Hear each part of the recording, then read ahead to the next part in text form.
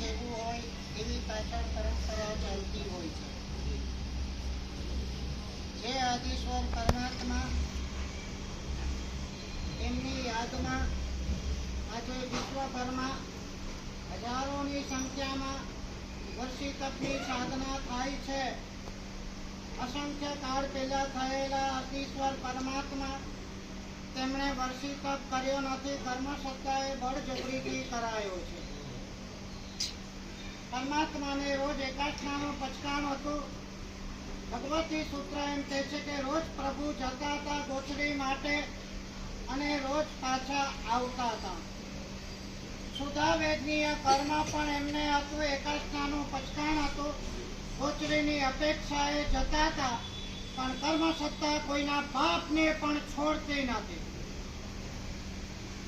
કર્મ સત્તા કહે છે તમે ભગવાન થશો ત્યારે થશો, અત્યારે ભૂતકાળના અમારા ચોપડા ચોખ્ખા કરો. તમે ખાવામાં કોકને અંતરાય કર્યો છે, બળદને ભલે થોડા સમય માટે કર્યો છે, તો એ જ એના પ્રતીક રૂપે જેવા અંતરાય એવો ઉદય 400 દિવસ સુધી ભગવાન થવાના છે. એમને પણ અન્નનો એક દાણો મળ્યો નથી કે પાણીનું એક ટીપું પણ મળ્યું નથી. પરમાત્મા મહાવીર દેવ 12.5 વર્ષની અંદર 11.5 વર્ષના ઉપવાસ કર્યા છે. પરાઠે વાળીને બેઠા નથી. સુવાની તો કોઈ વાત જ છોડો. તમે 2 દિવસ સાથે પરમાત્માએ ક્યારે પણ આહાર લીધો નથી. આ આદિશ્વર પરમાત્મા હોય, આ મહાવીર સ્વામી પરમાત્મા હોય. ઉપદેશ માળા એમ કહે છે ઋષભદેવ ભગવાને કેટલા મહિનાના ઉપવાસ કર્યા? 13 મહિના. આમ એમ કહેવાય સંવત્સર 1 માસ 1 વર્ષ અને 6 માસ વર્ધમાન જીર્ણચંદો કર્યા. જય જ એવો માણેણમ. એ પુણ્યાત્માઓ, તમે પણ આ બે પરમાત્માને સામે રાખી અને તપ ધર્મની અંદર તમારું સત્વ પૂરવું. ધર્મ ખૂંખાર છે એ બધાને ખબર. ક્યારે ત્રાટકે છે, કેવી રીતે ત્રાટકે છે, કેવા હાલ હવાલ કરે છે, 1 મિનિટમાં હતા ન હતા કરે છે, 1 મિનિટમાં કેવા રોગોને અંદર ઘુસાડે છે અને માણસને કઈ રીતે પાયમાલ કરે છે, આ બધા લાઈવ આપણે જોઈ રહ્યા છે. અમારા ગુરુજી હેમચંદ્ર સુરી મહારાજ કહેતા હતા, બધાથી કદાચ નહીં ડરો તો ચાલશે, તમારા પોતાના કર્મથી જરૂર ડરજો. અમારા પ્રેમ સુરી મહારાજ પણ કહેતા હતા, મને મારા કર્મનો આવતીકાલનો કે આવતી મિનિટનો પણ ભરોસો નથી. આપણે સારા હોઈએ છીએ, આપણા કર્મ કદાચ સારા ન હોઈ શકે તો ગમે ત્યારે આ કર્મ સત્તા ક્યાંય ને ક્યાંય ફેંકી દેતી હોય છે. 10 વૈકાલિક સૂત્ર એમ કહે છે, આ કર્મને તમારે સફાયો બોલાવવો હોય, એ જ રસ્તા છે. Only 2 way. કાં તમે ભોગવીને સફાયો બોલાવો અને કાં તો તપ દ્વારા એને ડિલીટ કરી, રિમૂવ કરી અને સફાયો બોલાવો. તેનો રસ્તો કયો છે? તમે બોલો છો. આ કેરીની સિઝનમાં 1 દાડો કેરી નહીં છોડનારા અને તીખીના દિવસે પણ નહીં છોડનારા. તપથી કર્મ ખપે અને તપનો રસ્તો સહેલો છે. તમે બોલો એમ નકારસીની પોરસી કરતા નાકે દમ આવતો હોય, ચોવિયાર કરતા નાવને જે પાણી છૂટી જતા હોય, અને તમે ખાલી વિચાર તો કરો, આ સાધ્વી જીવનની તમામ પ્રતિકૂળતાઓ વચ્ચે અઠ્ઠમના પારણે અઠ્ઠમથી વર્ષિતાપ કરવો, આ કોઈ ખાવાના ખેલ નથી. તપ સાધના કરવા માટે તગડા તનની જરૂર નથી, મજબૂત મનની જરૂર છે. ફર્સ્ટ ઓફ ઓલ તમારે ડિસાઇડ કરવું પડે, સંકલ્પ. I have to do. મારે આ કરવું જ છે. જ કહું છું. I have to. હેવ એટલે પ્રકાર છે, મારે આ કરવું જ છે. અને આ સંકલ્પ જે છે અમારા ગુરુજી કહેતા હતા, સંકલ્પ જેટલો મજબૂત હોય અડધું કામ ત્યાં જ થઈ જાય. આ સાધ્વીજી ભગવાન આપણે ખાલી વિચારે કરી શકીએ કે અઠમના પારણે અઠમ, અઠઈના પારણે અઠઈથી પણ વર્ષિત તપ કરનારા આ જૈન શાસનની અંદર છે. અને એક વાત તમને કહું, તપની વિભાવના જૈન શાસન સિવાય ક્યાંય નથી.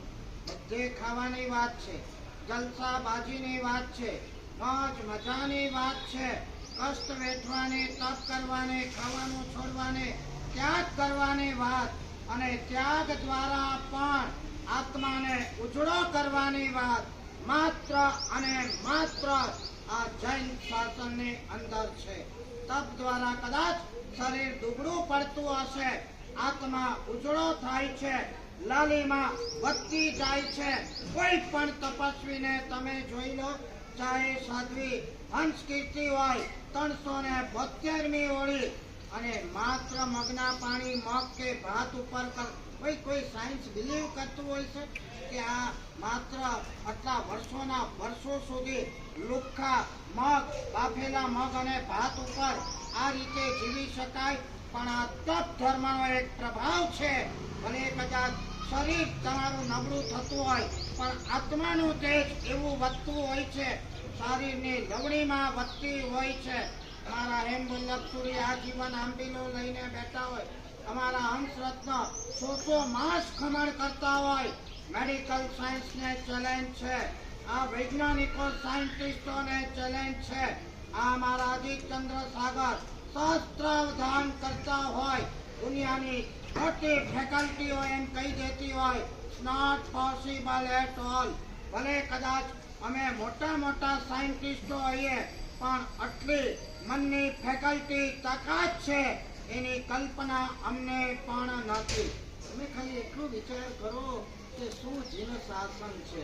અહો જીન શાસનમ, અદ્ભુત એવા જીન શાસનને બોલો તો ખરા, વંદન વંદન વંદન. એવા ચમકારાઓ મળે, અનબિલીવેબલ. 1000 પ્રશ્નોના જવાબ, વર્ષો સુધી મૌન, આખી દુનિયા તાજુબ થઈ જાય એવા આ જવાબો. ત્યાં દુનિયા આખી જેની પાછળ પાગલ છે, સાયન્સ છે, મેડિકલ છે, મોટા ન્યુરોલોજીસ્ટો હોય, વકીલો હોય, ડોક્ટરો હોય, પ્રોફેસરો હોય, રાજનેતા હોય, ગમે તેટલી તમારી તાકાત છે, પણ જીન શાસનની આ જે બેજોડ મનોશક્તિ છે, તપ શક્તિ છે, આની આગળ સ્વાધ્યાયની શક્તિ છે, આ સંયમની શક્તિ છે, આ બધી શક્તિ આગળ બધા ભૂખીએ છે. તમે કલ્પના તો કરો, આ 42 ડિગ્રી ગરમીની અંદર જ્યારે કોક સાધુ કે સાધ્વીજી, અને કેટલાય છે આવા તો સમજ્યા, મારા જેવા કાયર તો ઓછા છે, પણ કેટલાય સાધુ સાધ્વીજી ભગવંતો 11:30 ને 11:45 વાગે આ આગ જેટલી ગરમીની અંદર સળગતા રોડ ઉપર ખુલ્લા પગે જ્યારે જતા હોય, ગજગામીની ગતિથી જતા હોય. અમે સાંભળેલું કે પ્રેમસુરી મહારાજ વિદ્યાશાળામાં એકાસનું કરીને સાબરમતી ખુલ્લે પગે જતા હતા. હું તમને કહું, 70 વર્ષ પહેલાની ગરમી અને આજનું ગ્લોબલ વોર્મિંગ, આ બેમાં કોઈ ફેર દેખાય જ ખરો? ત્યારે આટલા એસી નહોતા, ત્યારે આટલી ગાડીઓ નથી, ત્યારે આટલા કોન્ક્રીટના જંગલો નહોતા, ત્યારે આટલા ગ્લોબલ વોર્મિંગો નહોતા. આટલી કાળઝાળ ગરમીની અંદર પણ બહુ જ મસ્તીથી ગુજરી જનારા, આપાતરાયની અંદર બહુ શાંતિને ક્ષમતાપૂર્વક કોઈ પણ જાતની ફરિયાદ કરનારા એવા મહાત્મા સાધુ અને સાધ્વીજી ભગવંતો આજે છે, બેઠા છે. ઘરમાં બેઠા તમે એમને વંદન કરતા રહેજો. આ સાધુ સાધ્વીજી ભગવંતો અહીંયા કોઈ લેબલ લગાડતા નથી. આટલા તપ, આટલું સંયમ, આટલી સાધના અમે કરીએ છીએ. મૂંગે મોઢે આત્મસાક્ષી કે આ સાધનાઓ થતી હોય, ખાવાના કોઈ ખેલ છે? શરીર ઉપર કેટલા મમત્વ લઈને બેઠા છીએ. જરા કંઈ થાય ડોક્ટર પાસે ભાગો, શરીરને કંઈ થવું જ ન જોઈએ. અને આ સાધુ સાધ્વીજીઓ શરીરને હસવા માંગે છે, હસવા માંગે છે, કચડવા માંગે છે, એનો કશ કાઢવા માંગે છે. તમને એક જ ખબર છે, તુલસાને ઘોડો કરવો હોય તો એનો એક જ રસ્તો છે, એને ભાળો. શરીરનો કષ્ટ કાઢવો હોય તો એક જ રસ્તો છે, તપથી એને ધોઈ નાખો. શરીર તો આપણને પણ મળ્યું છે, એમને પણ સંગ્રહણ આપણને પણ મળ્યું છે, એમને પણ મળ્યું છે. મનની શક્તિ આપણને પણ આપણું બધું લૂલું લંગડું કાયર આપણને છે. અને આવા તપસ્વી સમ્રાટોને બધું સ્ટ્રોંગ છે, વિલ પાવર પણ સ્ટ્રોંગ છે, શરીરની સુખાકારીતા પણ છે, સત્વ પણ છે. મેં કીધું ને, number 1 first of all I have to do, મારે આ કરવું જ છે. આ પહેલો સંકલ્પ થાય. એકલા સંકલ્પથી કામ નથી ચાલતું, સાથે સાથે સત્વ પણ જોઈએ. શરીરનું સત્વ, મનનું પણ સત્વ ફોરવવું પડે. સત્વને ફોરવ્યા વગર સંયમની સાધના, સ્વાધ્યાયની સાધના, તપની સાધના ક્યારે પણ થઈ શકતી નથી. સત્વને ફોરવ્યા પછી પણ યાદ રાખજો કે સદગુરુની સત્કૃપા ન હોય, ગમે તેવો સંકલ્પ, ગમે તેવી તમારું સત્વ હોય, પણ સદગુરુની કૃપા જો નથી તો બધું જ નકામું છે. જૈન શાસન આખું સદગુરુની કૃપા ઉપર માન્ય છે, નભે છે. તમારી પાસે બ્લાઇન્ડ શ્રદ્ધા જોઈએ, તમારી પાસે ફુલ્લી ડેડિકેશન જોઈએ.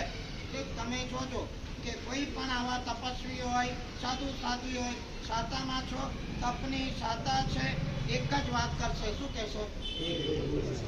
મારા શરીરની તાકાત નથી, મારી કોઈ હેસિયત નથી, મારું તો મન પણ નબળું છે, નિમિત્તો પણ બહુ નબળા છે, ઋતુઓ પણ આવી છે, હું કરી શકું નોટ એટ ઓલ. પણ આ બધું જ મારા સદગુરુની કૃપા, એનાથી ન ધારેલું થયા વગર રહેતું નથી. અને આ સદગુરુની કૃપા જ્યારે મળે છે, શ્રેયાંશી બહુ વિજ્ઞાની, વિઘ્નો ન આવે એટલું તમે નહીં સમજતા. ખાલી એકલા તપ કરીને બેસી નથી જવાનું. તમારા તપ જુદા છે, સંયમીઓના તપ જુદા છે.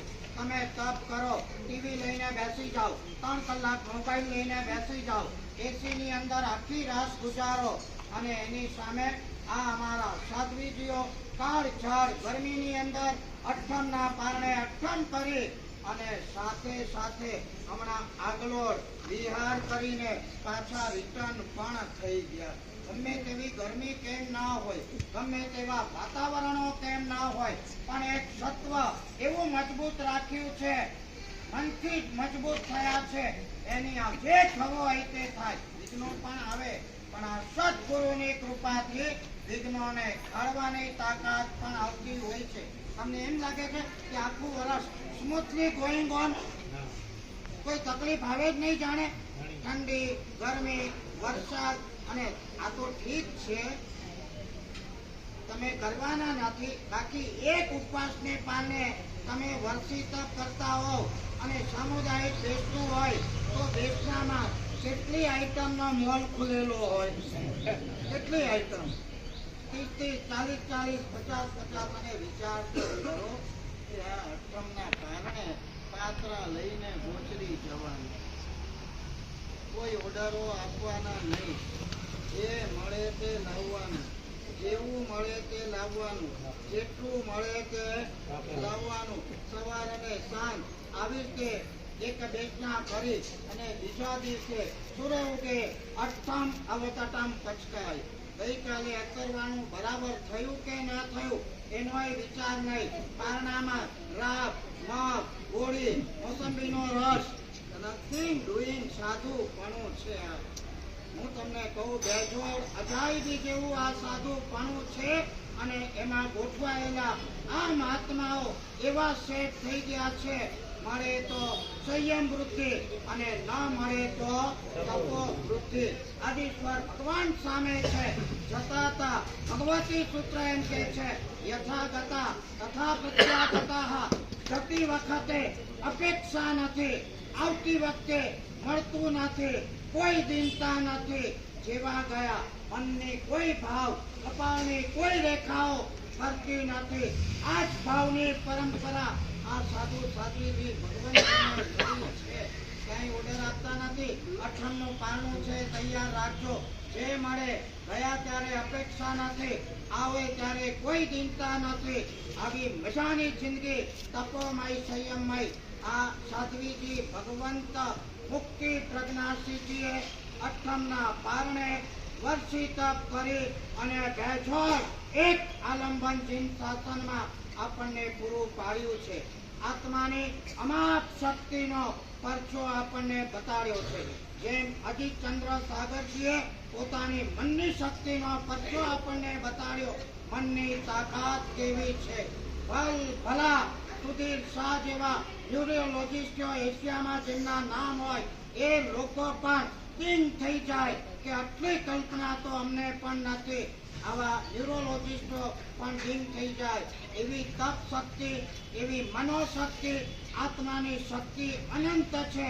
શાસ્ત્રમાં આપણે વારંવાર સાંભળીએ, પણ જ્યારે આવા દાખલા સામે આવે ત્યારે આપણને થાય કે નહીં ભાઈ, હકીકત છે.